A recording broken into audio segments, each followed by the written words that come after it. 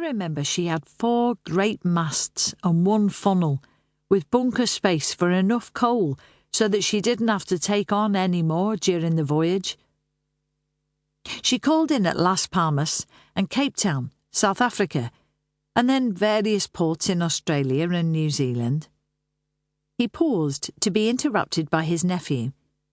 "What speed was the medic capable of?"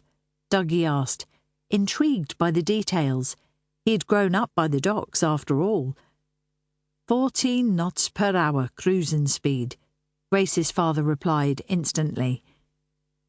"Depending on the weather, burning accidents on the ship, the trip to Australia would take approximately a month to 6 weeks."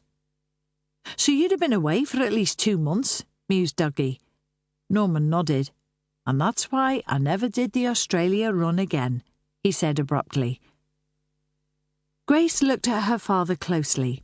She was determined to have the whole truth out of him, that evening if necessary, about what had really happened in Australia.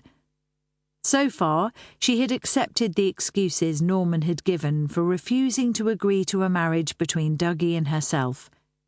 She knew she was still young, and that Dougie was her first cousin, although she was inclined to believe that the nub of it was that Norman would miss her too much if she moved to Australia with a new husband.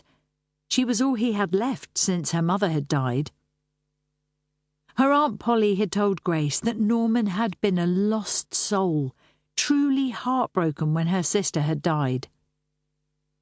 This was despite him spending most of their marriage away at sea, she had also confided cattily, suggesting that perhaps some of Norman's grief might have been down to guilt. Polly had sided with Norman, though, when he had spoken out against Grace and Dougie marrying. Polly agreed, utterly against her son emigrating.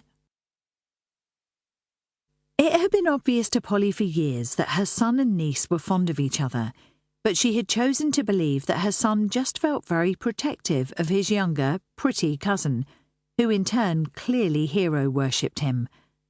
Then, during the summer months, there had been an outing to New Brighton and even Wales.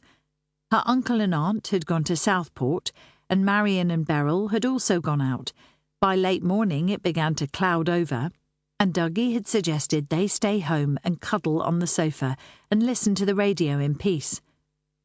Almost before she realised it, Dougie had undone her blouse buttons and was fondling her breasts. Grace told him to stop, that it was wrong, but he had said he loved her, and it was what lovers did. He pushed her down on the sofa and pushed up her skirts. She had told him no, but he had forced himself on her. She was mortified when she heard the key in the front door, and he had rolled off her, clutching himself as she began to button up her blouse. Her aunt had come in first, and it was obvious to Grace it had come as a terrible shock to Polly to find them in such a situation. She had dragged Grace to her feet and hustled her into the back kitchen and told her that it was sinful to lead her cousin on, as well as where it could lead. Later, Grace had heard her aunt scolding Dougie for not seeing that his young cousin was besotted by him and didn't realise what she was doing. Grace had waited for him to take the blame for what had happened, but all he had said was that he wanted to marry Grace, and that she was unlike any other girl that he had been out with, and that they loved each other. He planned for them to leave Liverpool, so Polly and Grace's father would never again interfere in their lives. From her aunt's behaviour in the weeks that followed, Grace was convinced her aunt blamed Grace completely for stealing away her son's affections. Once Polly had realised how things lay, she had attempted to keep them apart.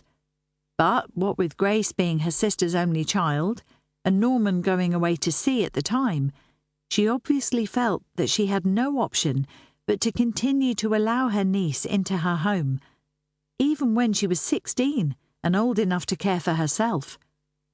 Although, once Norman got a job on the Mersey dredgers, at Polly's instigation, she made sure that her niece, who was nearly 18 by then, was packed and back in her father's house as quickly as possible. As for Grace, she had only begun to find her older, blonde cousin attractive when she became